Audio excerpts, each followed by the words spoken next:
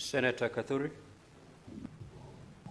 Thank you, Honorable Speaker, for giving this opportunity also to ask a supplementary question. But before I do that, Honorable Speaker, let me really commend the CS and his team. For this time, we are able to understand what is SHA, what is Linda Mama, between Linda Mama and Linda Jamii, Mr. Speaker. For the first time, CS and your team, then by your peers, Dr. Ruga and Mary Mudhoni, and also now the SHA CEO, Mercy Mwangangi. Kenyans are able now to know exactly what is happening. And I wish you didn't mention Waziri Nduale. You know, the course you need at the university was not mentioned, but the way you're explaining the SHA and the health systems in Kenya, you are doing better that you are putting across Senator Waziri Nduale. But Nduale, private hospitals and fee-based hospitals. Still, there is a problem because of that billion also amount that they are owned. And they are not able nowadays to treat. Most of them, they are demanding cash. We want to move from cash to universal health coverage.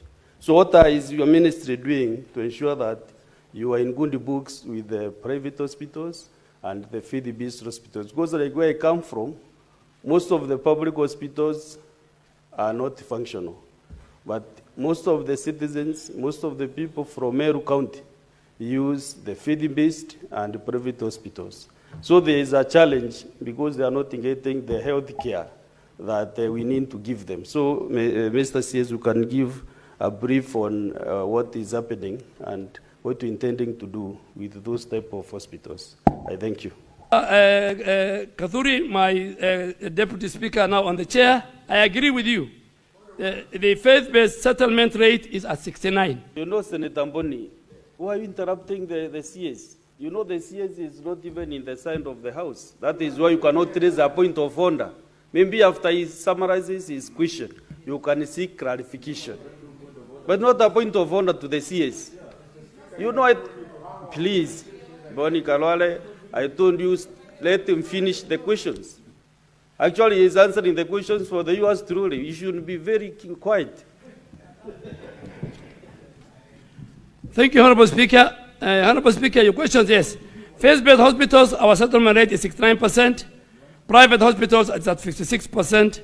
Public hospital settlement is at 55%. And this is delayed because of poor documentation. But the matter that you have raised is very critical. And this is a discussion for the Senate and for the Council of Governors.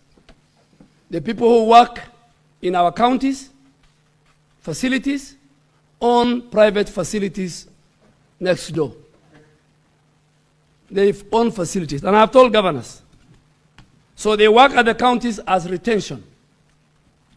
But they really do their business. And I'll give a good example of Kakamega.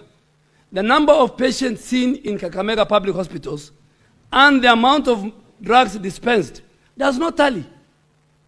Which means the drugs are being taken to private facilities. And that's why I call upon this great house, which is a custodian of devolution, and which has a Senate Devolution Committee and Senate Health Committee, to go out, because health is devolved, there's very little I can do, and make sure, go see and ask what is happening. We have seen facilities we were closing that are owned by people who work in county governments. So we need to deal with that, Honorable Deputy Speaker who's on the chair.